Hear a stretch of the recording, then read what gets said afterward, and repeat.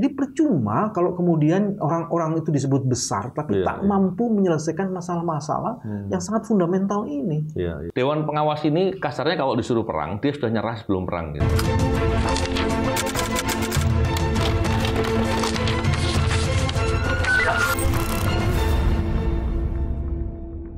Bismillahirrahmanirrahim. Assalamualaikum warahmatullahi wabarakatuh. Salam integritas. Salam integritas. Alhamdulillah kembali berbincang di channel ini bersama dengan Pak BW kali ini. Pak BW, sehat Pak BW? Sehat, Mas.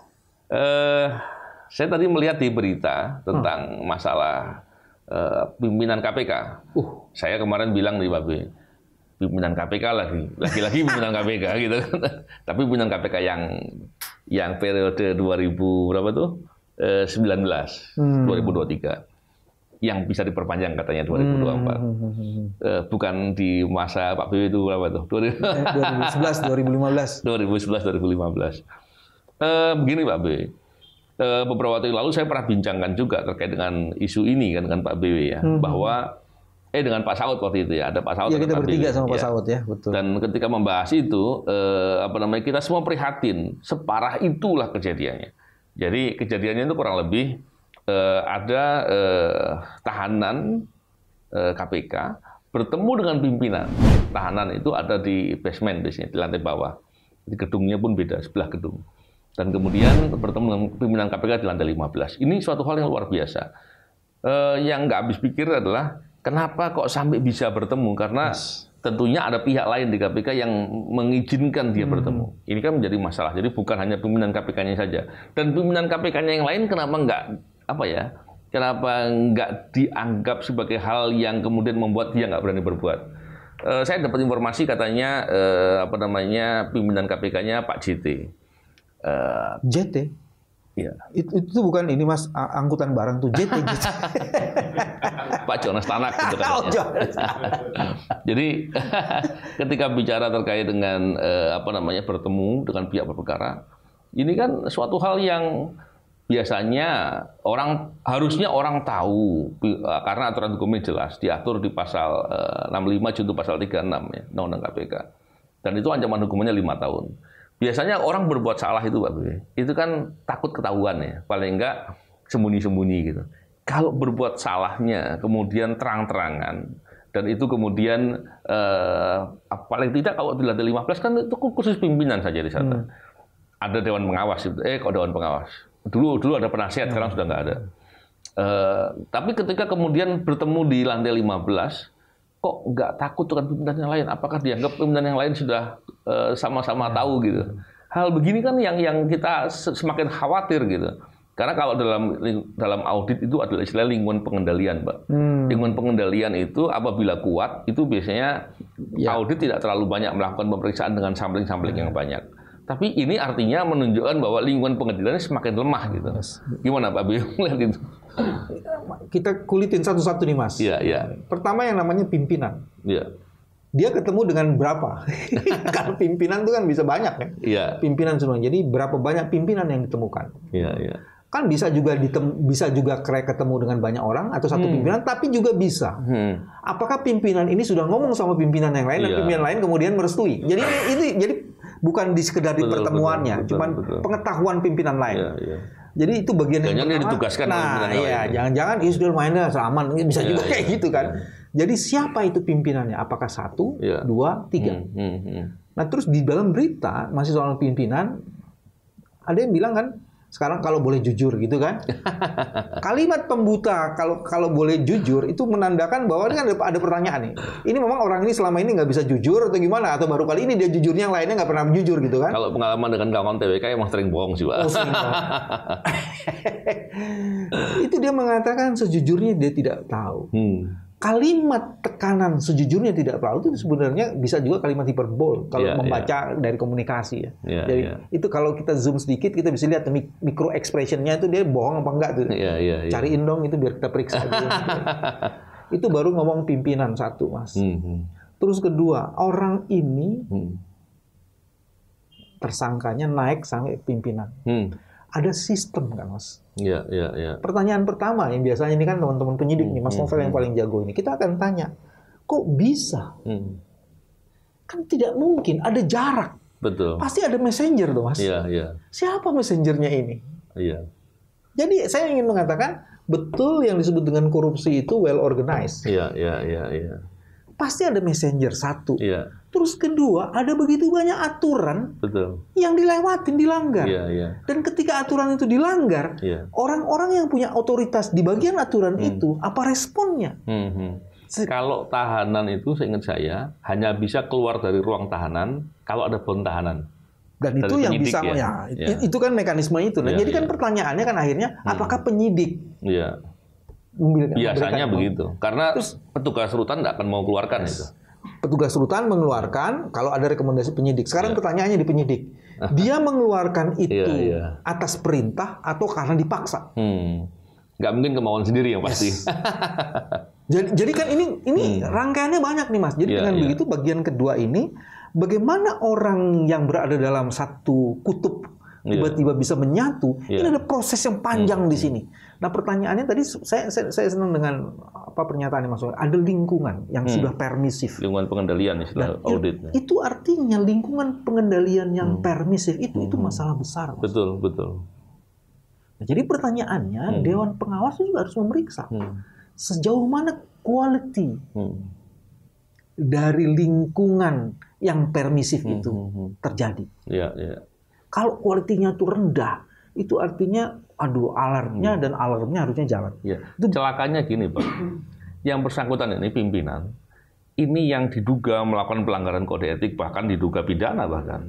Ini sedang dalam proses pemeriksaan etik yang lainnya. Pengawas, yang lainnya. Jadi ada perbuatan lain. Jadi dia sedang diperiksa, belum sidang nih Pak Bebe. Sedang proses sidang, berbuat pelanggaran kode etik berat atau bahkan masuk kualifikasi pidana. Saya herannya atau takjub ya, kok berani? Luar biasa. Saya kok melihat ada kontribusi Dewan Pengawas di sini. Nah, ini saya mau ngomong begini, Mas. Gimana, Pak?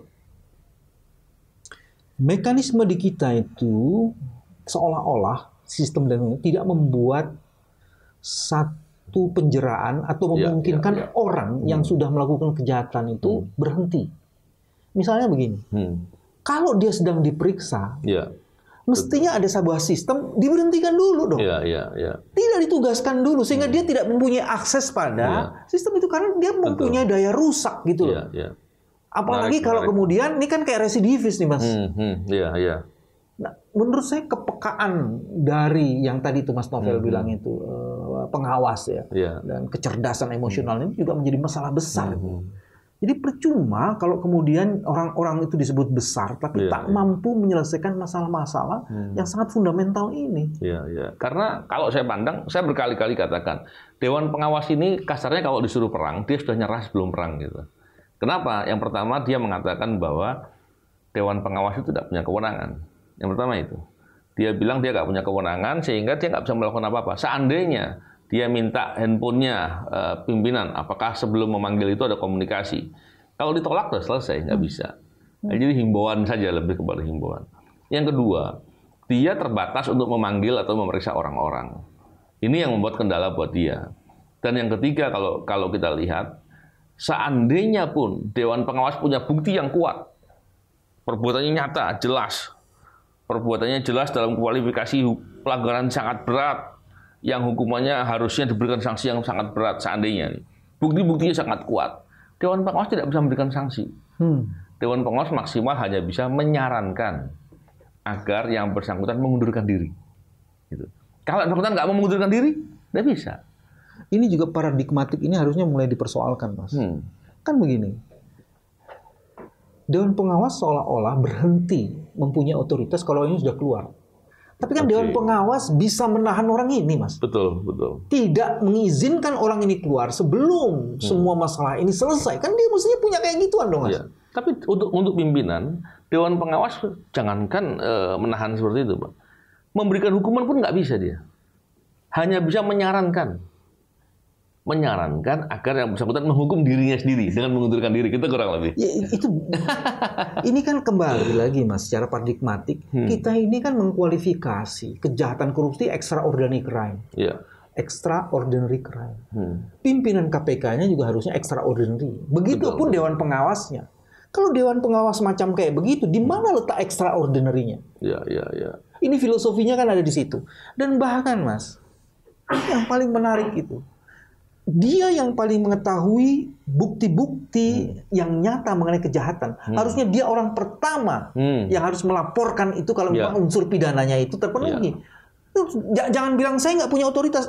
Semua orang, termasuk lu, Dewan Pengawas, itu mempunyai kewajiban untuk melaporkan kejahatan yang dia ketahui. Minimal gini lah, Pak. Seandainya dia tidak merasa punya kewajiban, dia punya hak untuk melapor, kan gitu, Pak.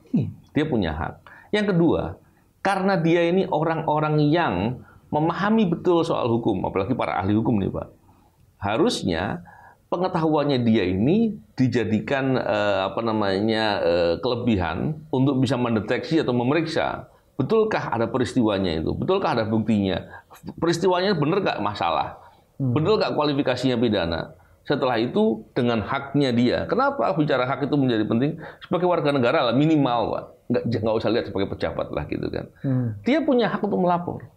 Kalau dia saja tidak melakukan itu, dia telah memberikan contoh seperti apa kepada masyarakat. Padahal selalu dikatakan, peran serta masyarakat dalam perkara tindak pidana korupsi adalah menggunakan haknya untuk melapor.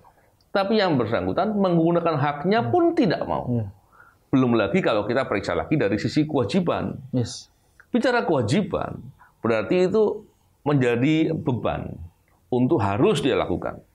Ketika dia tidak mau melakukan, itu berarti dia melanggar. Atau paling tidak, itu sesuatu hal yang cedera dalam etik lah. Cedera dalam etiknya. Kalau mengatakan dia itu adalah pelanggaran kode etik, saya nggak ngerti Dewan Pengawas yang merasa kode etiknya siapa gitu kan. Dewan Pengawas etik tak punya etik atau melanggar etik gitu kan. Iya.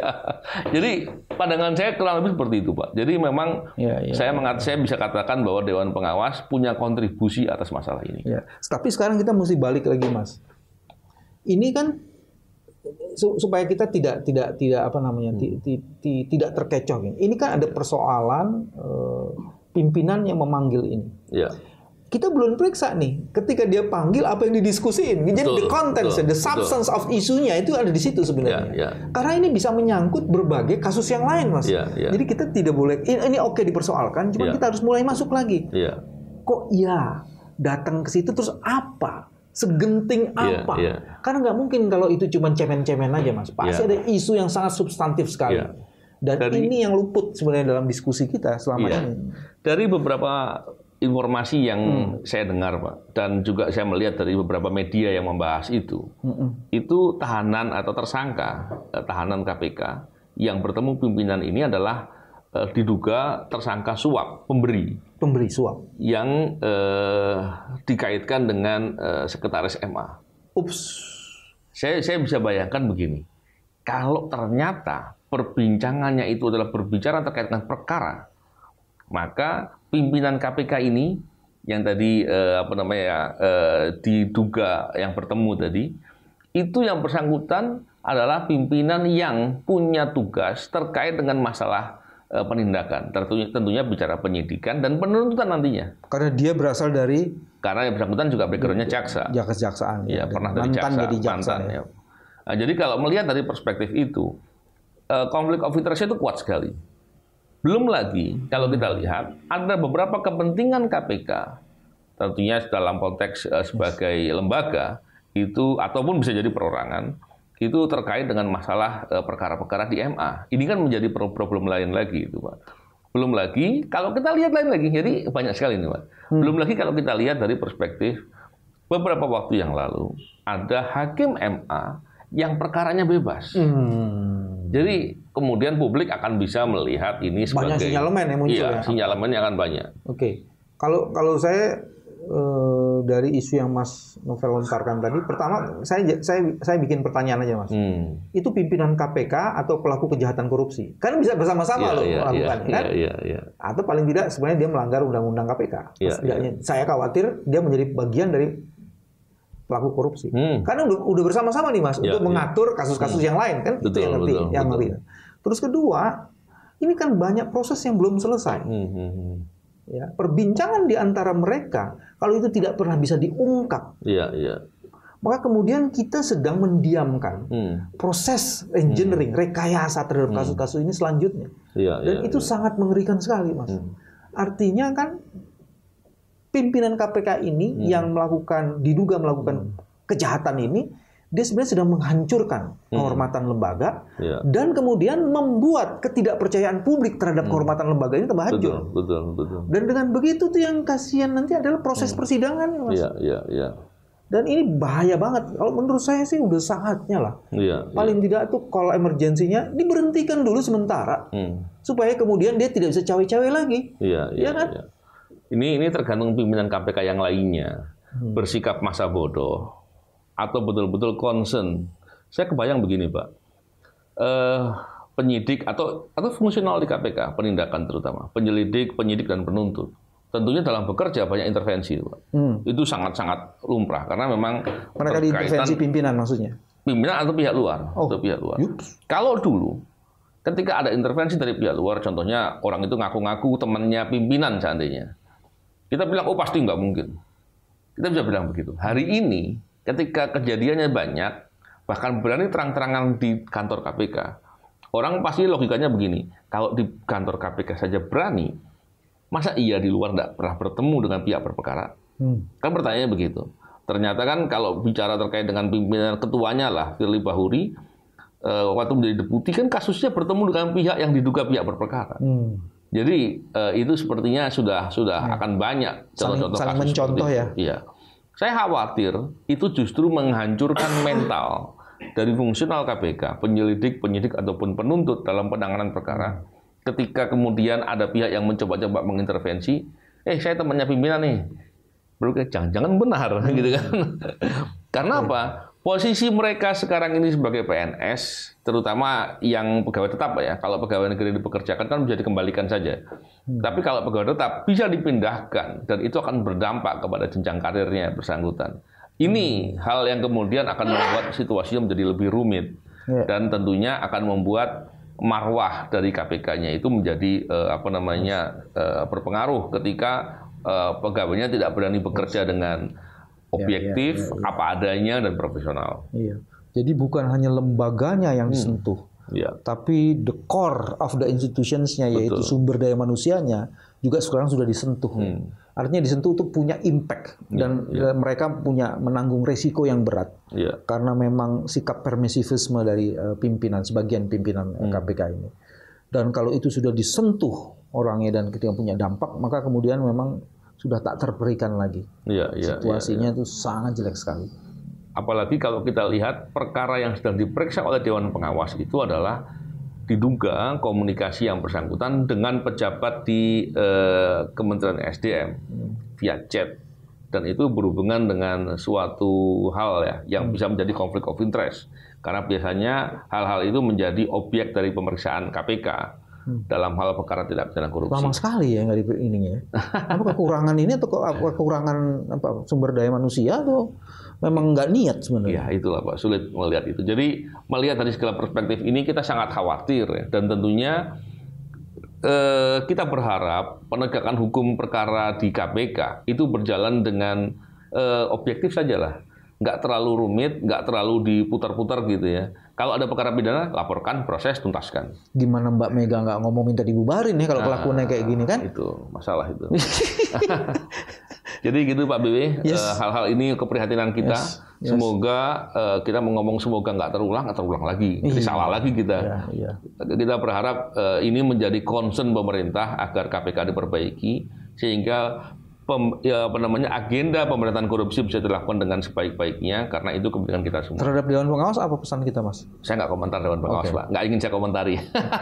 Maksudnya lupakan saja Dewan Pengawas. Lupakan aja. Karena dulu ketika saya bersaksi pun di MK, saya mengatakan bahwa KPK tidak memerlukan Dewan Pengawas yang dengan cara seperti ini pun. Dewan Pengawas yang seperti ini atau Dewan Pengawas yang lainnya? Dewan Pengawas yang dibuat dengan eksternal seperti ini toh juga tidak memeriksa dengan sungguh-sungguh. Karena itu akan menjadi sulit KPK. Dan ternyata apa yang saya katakan waktu saya bersaksi di MK, semua terjadi. Dewan Pengawas tidak terlalu banyak berperan, Dewan Pengawas merasa tidak punya kewenangan, otoritas, dan kemudian beberapa kejadian berulang ini saya yakin kontribusinya dari Dewan Pengawas yang kemudian tidak bekerja dengan optimal.